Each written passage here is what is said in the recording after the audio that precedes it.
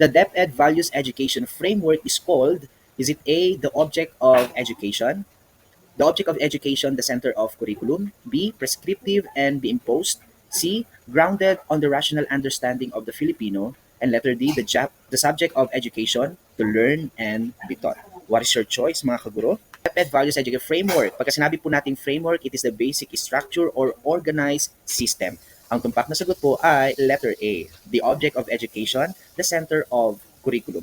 The DepEd Values Education, sinasabi that values are not just add-on, but values are fundamental to what education seeks to achieve. It means values should be integrated into all aspects of learning, making them central to both teaching and learning processes. Ibig sabihin, ganun siya kaimportante, ganun siya ka-essential na ang values ay hindi dapat mawala in all aspects of learning. Whatever subjects, whatever concepts ang pinag-aaralan natin, ang values ay, or ang values education ay very important.